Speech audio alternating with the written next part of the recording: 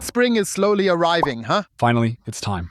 And with spring here in the Waren harbor on Lake Müritz, the boats are back on the water. But I guess today we won't be showing a boat, but rather a car, right? Yeah, driving a boat on the highway is a bit tricky.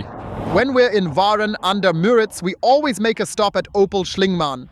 They finally let us test drive the brand new Opel Grandland right here.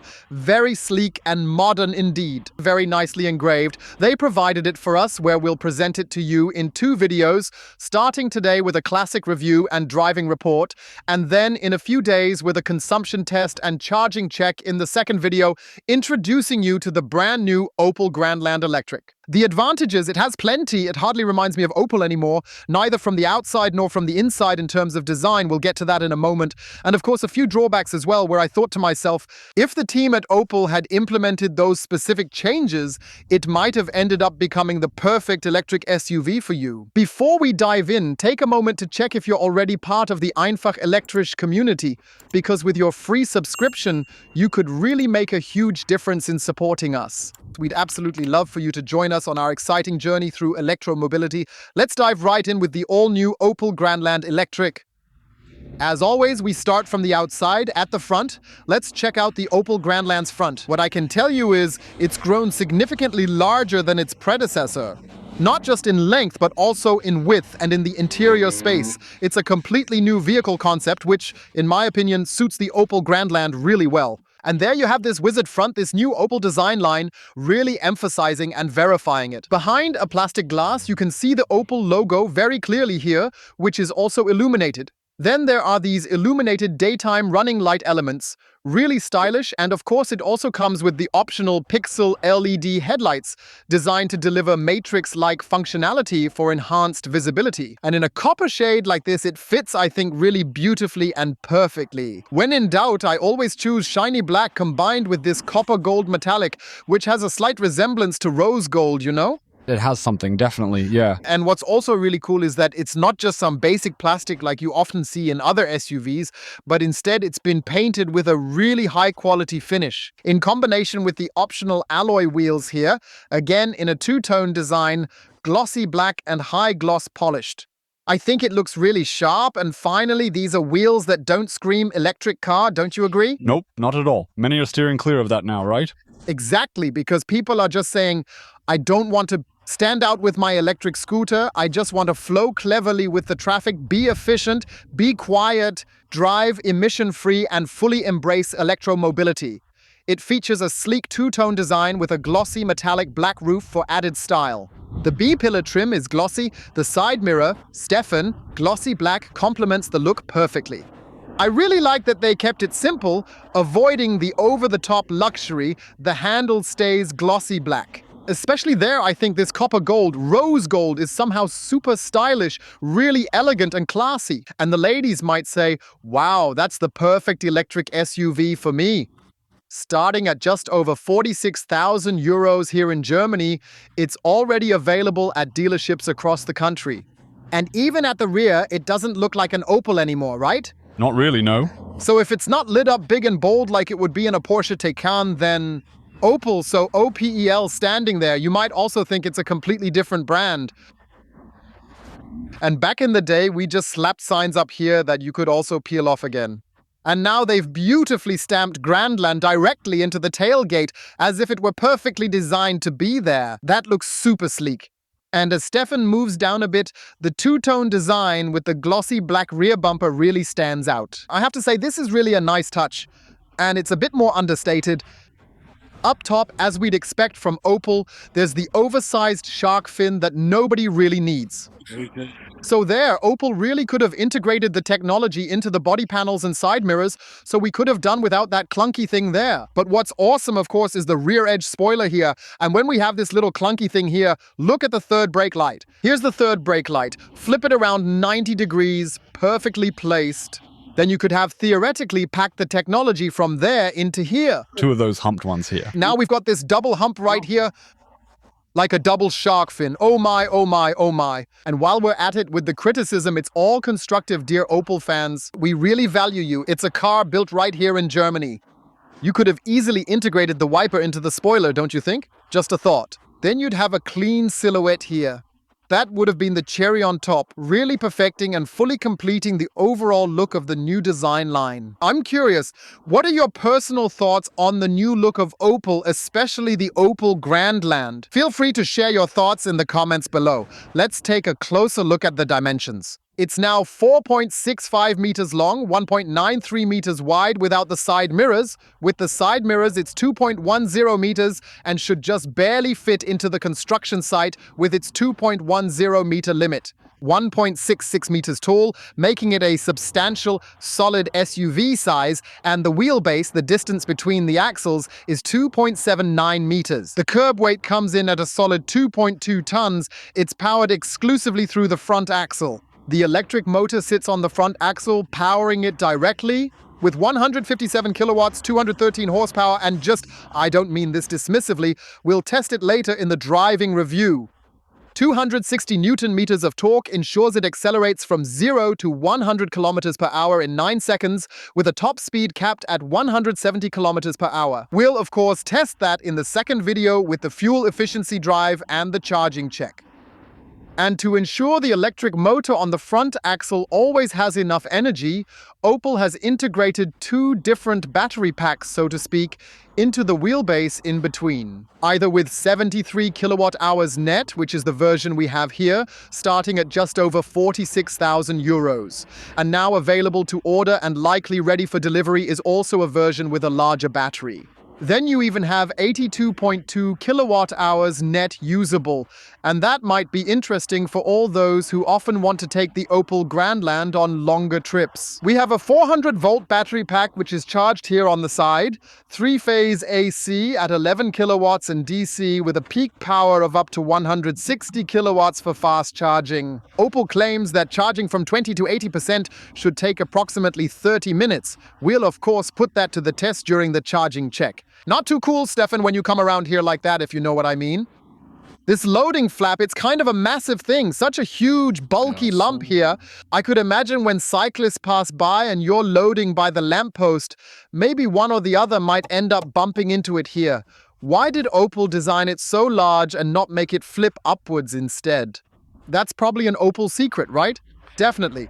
And what I'm also wondering is, Stellantis always has its own platforms where different vehicles are built on top of them, like the Peugeot E5008, which we've already shown you here on the channel a few weeks back. If you're interested, go ahead and check out the playlist for the E5008 videos. And Stellantis provides a battery with almost 100 kilowatt hours of net usable capacity. I think it's a bit of a shame that it's not available in the Opel Grandland.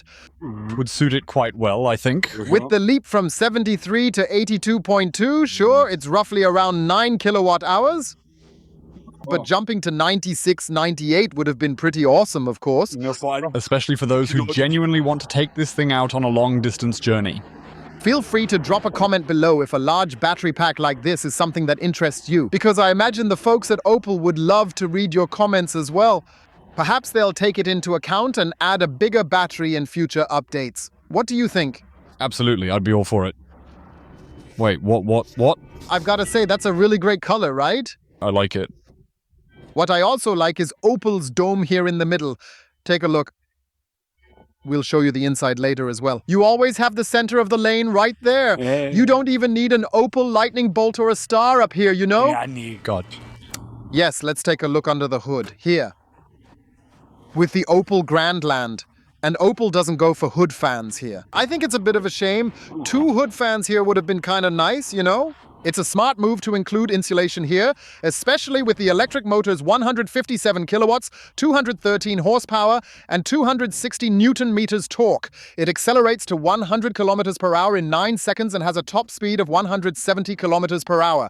And what I find a bit disappointing, look, there's so much space here. That means they could have easily integrated a tray here as a trunk.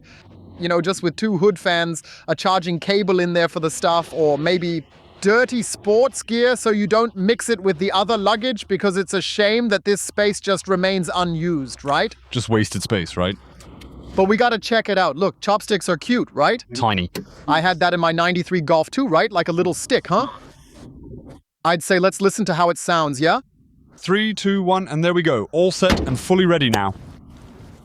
By the way, the Opel Grandland currently has a delivery time of 4 months, and you can order it at an attractive price from Opel Schlingmann. Feel free to stop by and check them out. That's our Opel dealer here in Waren-Müritz, and they consistently offer attractive deals for you. Stefan's e-cargo is from there as well, right?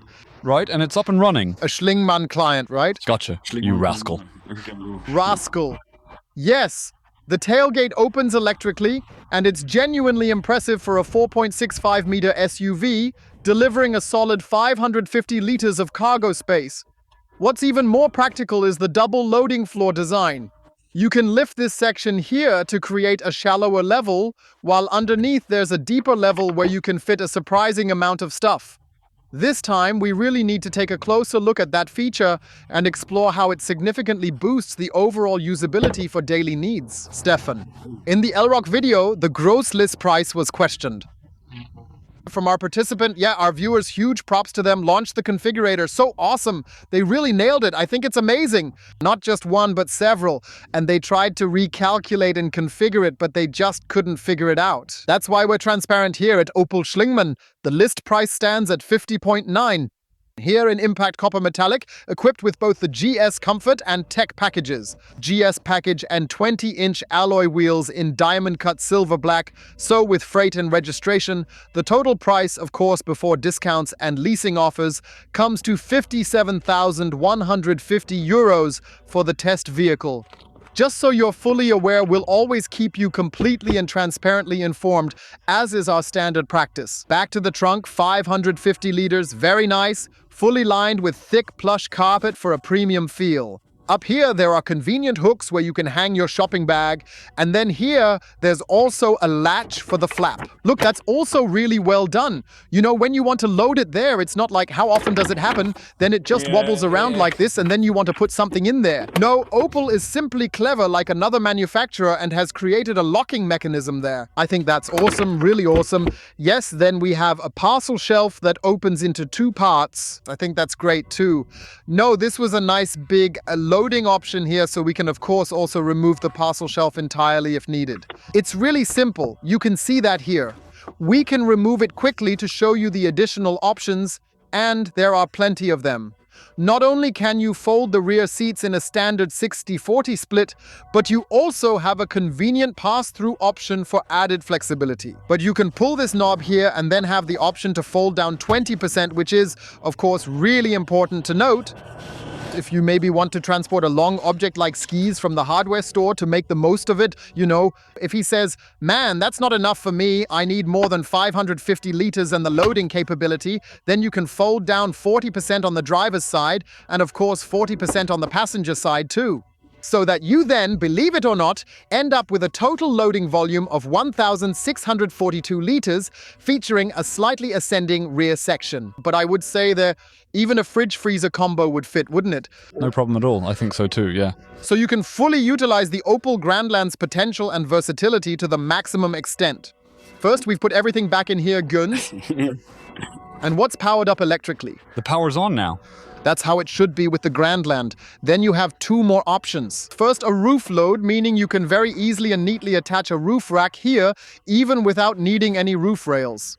With a payload capacity of up to 80 kilograms, right? And you also have the option to get a tow hitch installed if you'd like it added. That's crucial for anyone into the refined art of towing, allowing you to handle up to 1.2 tons of braked trailer load. And for fans of a robust rear carrier, you still get a solid 80 kilograms of vertical load on the hitch. Those are, I think, all solid figures to make the most out of a Grandland, perhaps, and really maximize its utility. We've shown you the exterior. Let's take a look inside. First, do the window check. Of course, the Grandland is also equipped with double glazing, meaning 2 panes are securely bonded together with a layer of film in between. Let's go ahead and run the quality check with you right here in the door trim section. And here too, I think it's really great how Opel handles its material mix. Finally, a nicely padded fabric combined with a sleek and modern double stitching, very, very well integrated here. And the ventilation, I also think it's kind of cool and well designed. And here, a carbonara-like finish on the plastic looks truly premium and impressively high quality. But it does seem slightly more prone to scratches here. Here's a soft padded fabric with the door handle, then a faux leather finish, also padded, featuring two-tone stitching details. Also stylish, you've got the mirror adjustment, you've got the window controls, you've got the rear window lock, and you've got a nice large storage compartment. Here I think even enough for a large water bottle. This part down here is unfortunately a harder plastic, a bit textured and not very soft touch. But we know that, right? That from the waistline downwards, when you're sitting, harder plastics are typically used. I don't find that bad at all. What I find much worse is that Opel didn't bother to include a little felt, carpet, or rubber here to stop things from rattling and clattering. I'd have really appreciated that, but for those who find it annoying, they can probably retrofit something like that themselves. Definitely. A quick look at the dashboard unmistakably highlights the new design philosophy embraced by Opel, seamlessly integrated with cutting-edge digitalization.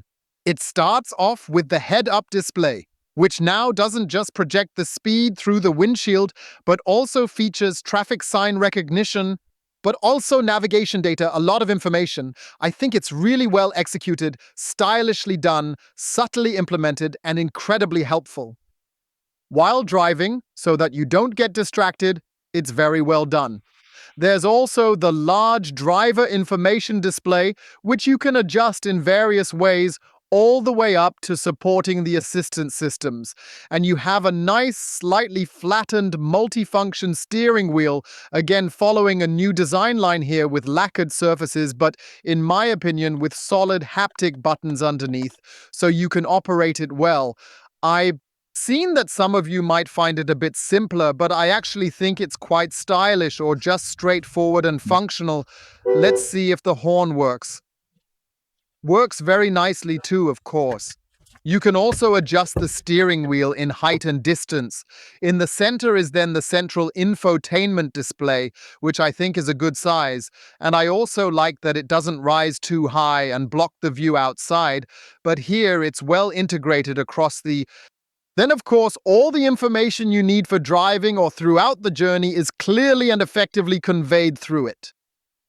There you also have the option to customize individual tiles as you see fit, ensuring that the menu you actually require is always right there in front of you, exactly when you need it. You can swipe back and forth here very, very smoothly in various different ways. I think that's a fantastic feature, and you also have quick access options right here to make everything even more convenient and efficient. And then for the seat heating, for the steering wheel heating, you can also optionally get seat ventilation and even massage functions. You'll always have the option to return to this app list whenever you need it, no problem.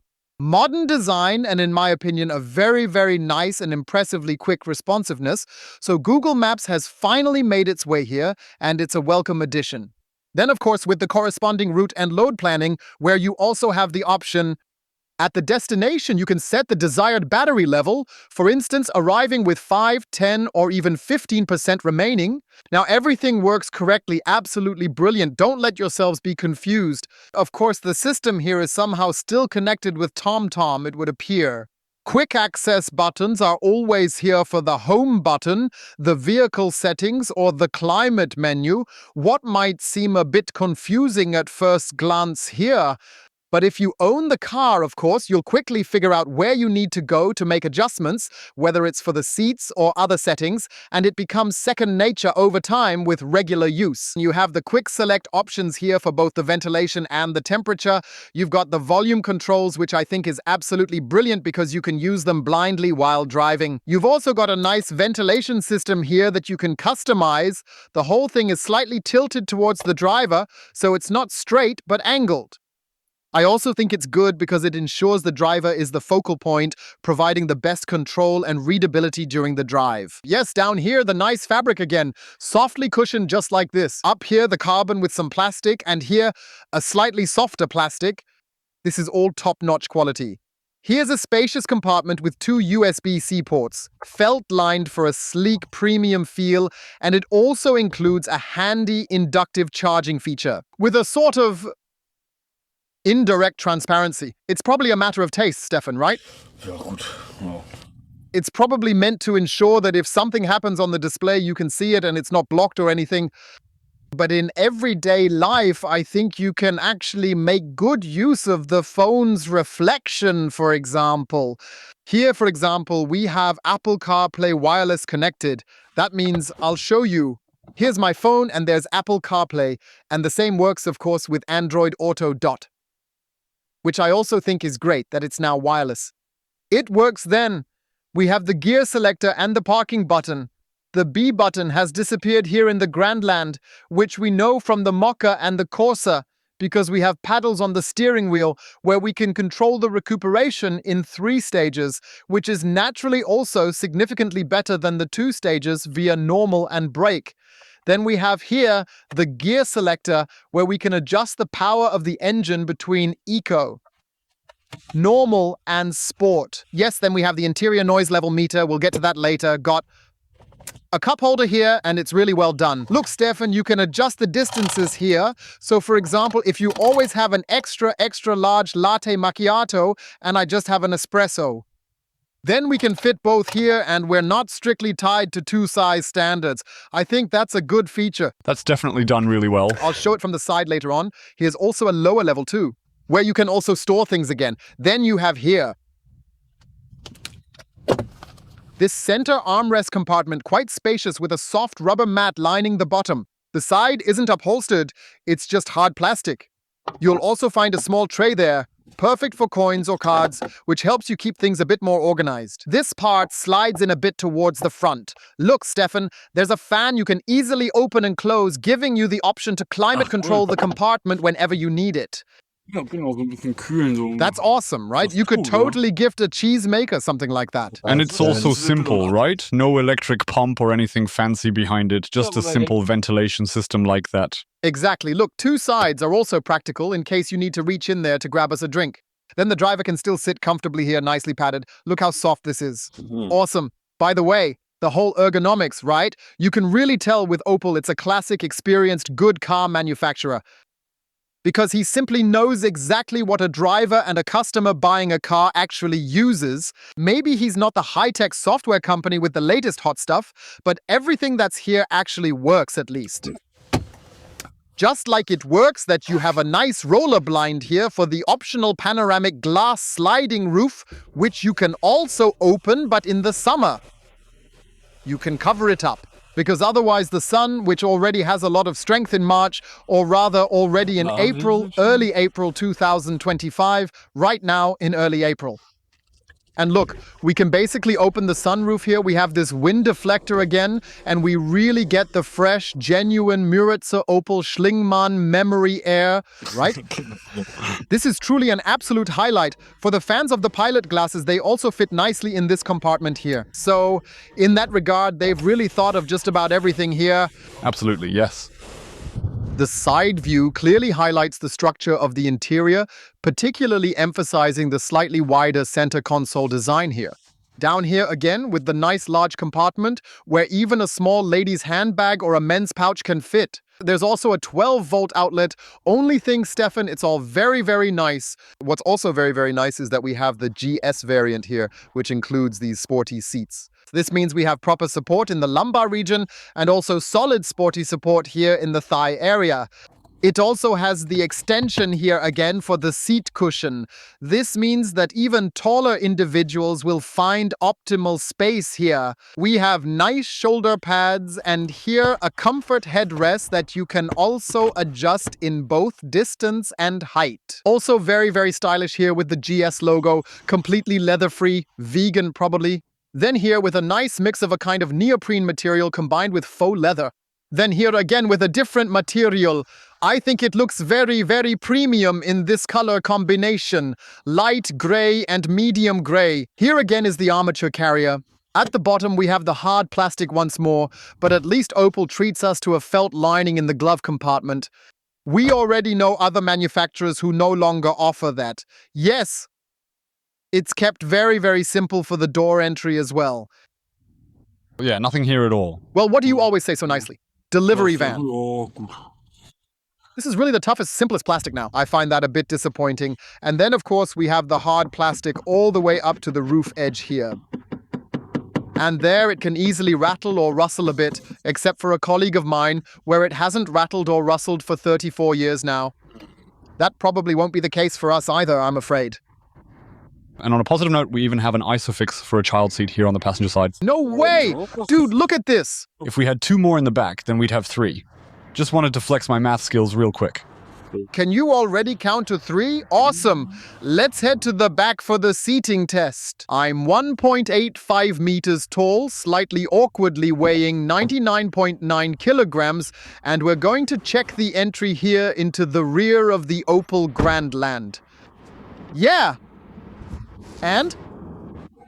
I have to say, I'm sitting really comfortably here. The seats are nice and firm, but still comfortably padded.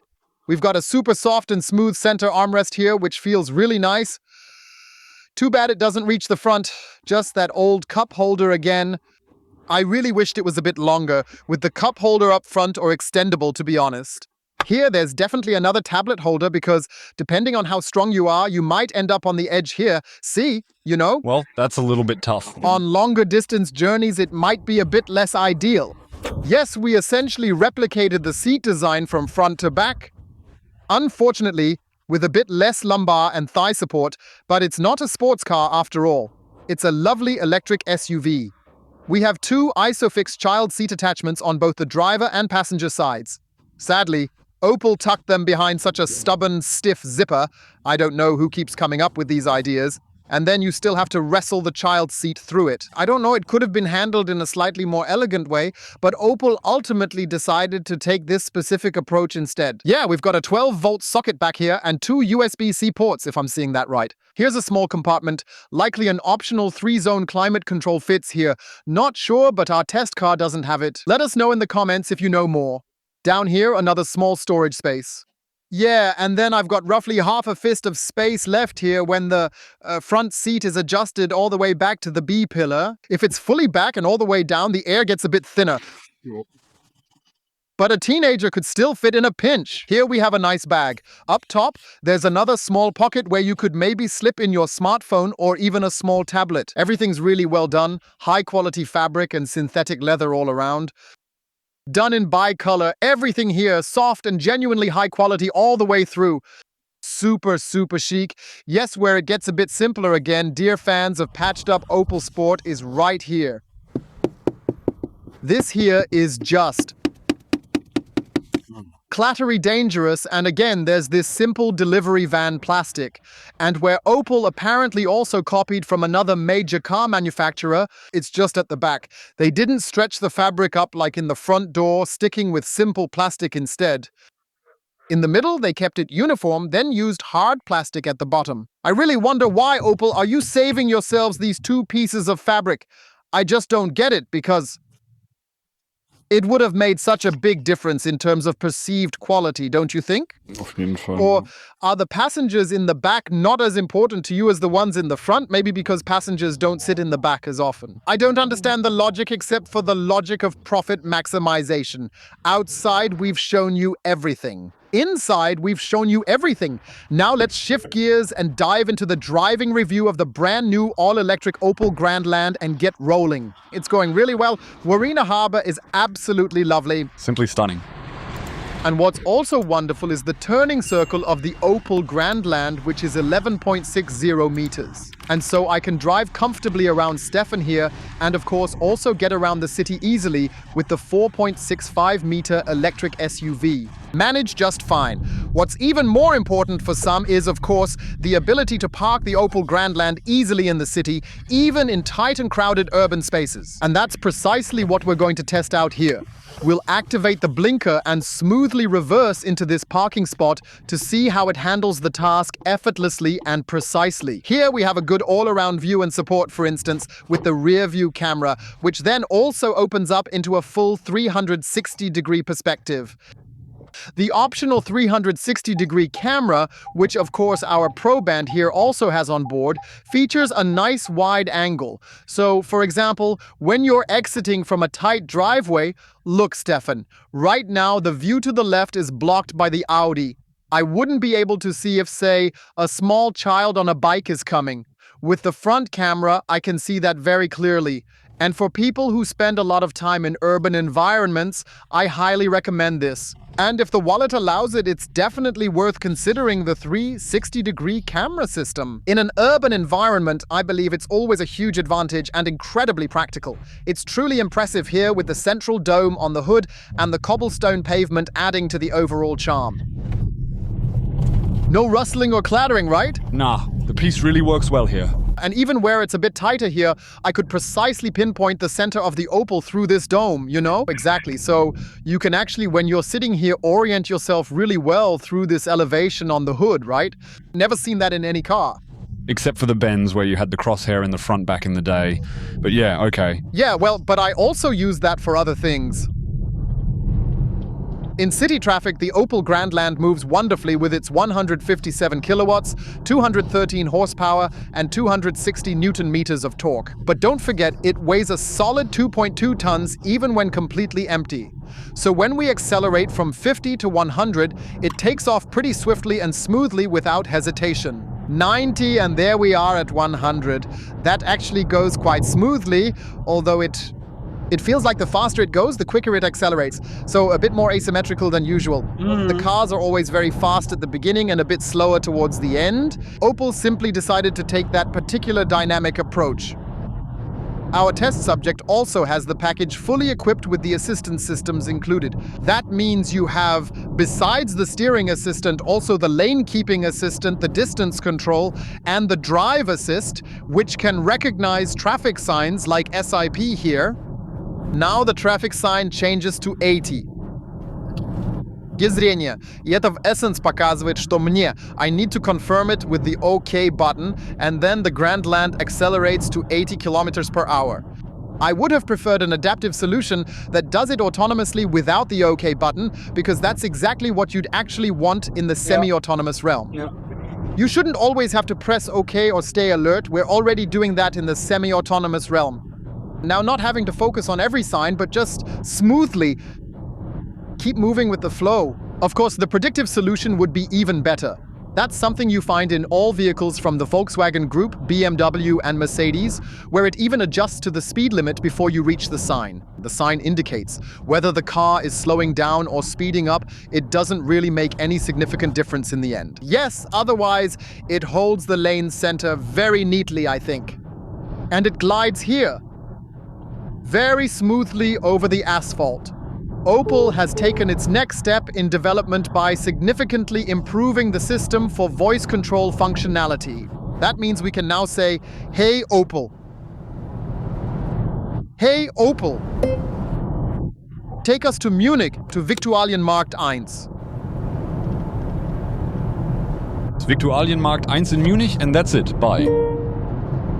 It moves along quite quickly, flows smoothly, and now it calculates the optimal route while seamlessly integrating the charging plan into the entire journey in a very, very efficient and well-organized way, ensuring minimal delays and maximum convenience. It updates this here.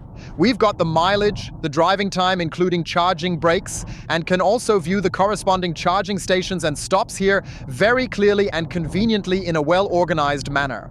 What percentage we'll arrive with, where we should charge up to, and then display the next charging destination or station accordingly for seamless planning. The only thing I couldn't find, feel free to write it in the comments if I missed it, is that you can filter which charging provider you want to use. So for example, let's say you now have a discount with Ionity using the passport, meaning you'd only get Ionity charging options in your plan. Or if you're with EMBW, Allego, Fastnet, or any other provider, maybe you have a corresponding discount, then it could also plan the route accordingly. So you'd have to handle your charging planning separately. For that, there's, for example, the route planner. We've also included a video for you on how that can work in practice. So you can plan your long distance at home. So there are various options here because through the Apple CarPlay interface, you could also integrate the whole thing with the Bitter route planner into the Opel.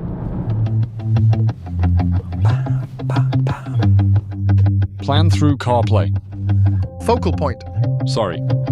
So for all the friends of refined audio enthusiasm, Opel offers the optional Focal sound system, which truly delivers a rich, deep, and incredibly powerful bass experience. Absolutely nice stuff, yeah. Clear high tones deliver a solid mid-range, and I believe for audio enthusiasts, it's that unique feature that allows you to customize your Grandland just a bit more to suit your preferences. You can, and it works wonderfully here via the Apple CarPlay interface, meaning you have the ability to wirelessly mirror your smartphone. You can then use all the Apple CarPlay apps, such as Google Maps, effectively integrating your smartphone into the Opel Grandland. Here, on a secluded country road, we can, of course, also really put the car through its paces and enjoy the seamless connectivity it offers. Nicely test out the chassis by driving in gentle zigzag patterns here on this peaceful, secluded country road. Here, you can truly experience Opel's expertise in chassis tuning, perfected over decades, which ensures the Grandland delivers a smooth, composed, and confidently dynamic driving experience on all road surfaces. Has given it a firm yet comfortable chassis. In the second video, we'll also test out the ride comfort on the highway together to see if it's too stiff or perhaps even a bit too soft for longer trips. We'd like to measure the interior noise levels together with you at 50 kilometers per hour. 54.55 decibels, that's a top value for comparison. We've measured a new Mercedes S-Class, I believe at 56.57 decibels, accelerating to 70. 59.60 decibels, that's also a fantastic value, allowing you to travel very, very quietly in the Opel Grandland. We're accelerating to 100 kilometers per hour. And here we have 71 decibels, which is also an excellent value for comparison. The VW ID.3 is around mid-70 decibels, so combined with the double glazing, Opel has really implemented great sound insulation here. We want to test the acceleration from 0 to 100 with you. Stefan, let's do it. I've switched to sport mode. 3, 2, 1, there he presses the pedal and we're at 30, 50, 90, and there's 100. Of course, we're also doing the braking test and we'll see it decelerate solidly straight back down. Stefan has definitely recorded some values as well, and it's clear that the Opel Grandland handles both acceleration and braking with impressive precision and control. Indeed, we've got 0.5 in 4.46, 0.6 in 5.62, and from 0 to 100 in 9.14 seconds. Almost the factory spec, right? That's the 6th specification, exactly. Oh, by adjusting the pull, we went from 60 to 100, 3.5. Yeah, hello. So you can really notice exactly what I was sensing earlier on, which is he speeds up more at the end than at the start. Yeah, exactly. He kind of starts off a bit slow, but then really picks up speed. So maybe you could say that the Opel Grandland is a smooth cruiser in the city, but then really lets loose and shines on the country roads. Yeah, you could think of it that way. At 157 kilometers per hour, it lets loose. We had some fun chatting. A little fun. A bit of sugarcoating, right? Well, to optimally assess the travel comfort here over land and through the city, we've naturally set a new benchmark in the automotive scene, haven't we? We've crafted a medium that's truly one of a kind, entirely unique, and available exclusively at Einfach elektrisch, as Stefan has been using his popometer for almost 5 years to meticulously enhance and measure travel comfort. Stefan, how's it looking today with the Opel Grandland? Yeah, I'm feeling very positive again, to be honest. I'm genuinely very pleased with how it fits. It offers excellent side support and really solid thigh support right here at the front. That fits perfectly. I can manually adjust the seat height and position with the backrest and other features as needed. The electric one, it's practically reserved here. What I can do, I can tilt it electrically, so to speak, with ease. You can adjust it slightly forward or pull it a bit closer, that's completely doable. But apart from that, everything's perfectly fine as it is. In terms of driving comfort, I have to say it's really pleasant, especially here on the country roads and such. It stays well in the lane, handles curves nicely, doesn't sway much. Everything's great. Yes, I can only agree with that. Opel has once again managed to deliver a very, very good chassis that has the necessary firmness to navigate through traffic with a 2.2-ton SUV in what I consider to be almost all road conditions. Especially when you take fast, tight corners, the chassis is always perfectly up to the task. For some, it might feel a bit too firm, but within the Stellantis family, Peugeot provides options with slightly softer tuned suspensions for those who prefer it. But there, you can really tell that a car manufacturer is at work who knows their craft. I've got a manual seat, actually. Ah, good. So now Opel is treating both with this configuration for manual. I think it's okay because if you mainly use the car alone, you don't adjust the seat that often. Nö, gar nicht. And surely, for the additional cost, you might also receive an electric seat adjustment feature. But for the Grandland's price range, manual adjustment seems fine, right? Yeah, the seats are somehow smooth. Yeah. They really hug you nicely. It's also a nice material mix that provides a certain level of breathability. And you have the option of adding seat ventilation. On top of that, you can even include the seat massage feature as well. So if you're aiming for even more advanced comfort features, even then, Opel is nowhere near reaching the end of its potential. And with that, let's go ahead and move on to the final thoughts and detailed conclusion about the all-electric Opel Grandland model, showcasing its full potential. I'm genuinely thrilled. I'm positively surprised, first of all, by the overall design. Opel's definitely taking a cool, modern path. The cars look absolutely stunning. All the bling, the illuminated Opel logo up front and at the back really pops.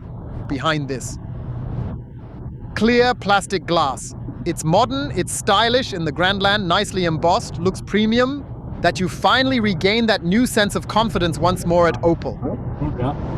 Coupled with, I find, a very interesting mix of materials on the inside. Sure, here and there I might have wished for a felt carpet, maybe a bit less hard plastic. But that's just the way it goes because, of course, every car manufacturer has to think about profit maximization in some way. What really excites me here is this amazing panoramic glass sliding roof with the beautiful fixed blind, where I think you can really enjoy the summer and spring to the fullest. Paired with the taut yet comfortable suspension, I believe it makes for a great mid- and long-distance car, especially when combined with the larger battery pack. Yes, prices start from around 46,000 euros as always. Opel Schlingmann in Waren an der Müritz, just like all other Opel dealers, has something special ready for you. Great cash purchase deals, surely with attractive leasing and financing options, so you might not even need to focus much on the list prices, but rather what ends up on the paper when it comes to the monthly payment or perhaps the total amount you'll eventually need to transfer. I can only recommend you check out the second video with the test drive and charging check. Deepen your impressions there, and if you are then sure that the Opel Grandland is an option, please feel free. Head to the Opel dealer of your choice, perhaps Opel Schlingmann in Waren an der Müritz, take the Grandland for a test drive, or maybe even inquire about an interesting offer. And with that, we've now reached the very end of today's video, which was all about the Opel Grandland. I still think it's amazing how Opel has handled the lighting here, and I'd kindly ask you to check if you could give the video a thumbs up, please. Take a moment to check if you're already part of the electric community here. You'd really support us hugely with your free subscription on our journey through electromobility. And as always, I thank you so very much for watching, that you've dedicated your precious time to us and the brand new Opel Grand. I'm saying goodbye and see you next time, but there's one thing we still need to talk about, Stefan. Ja, über diesen... Stop right here at this exact point. Now it's getting kind of wild. Not just this massive Eiffel castle, but if you move the camera up to this height right here. And then there's also this doubling up with the third brake light. I mean, I don't know if this is somehow forward-thinking, Opel.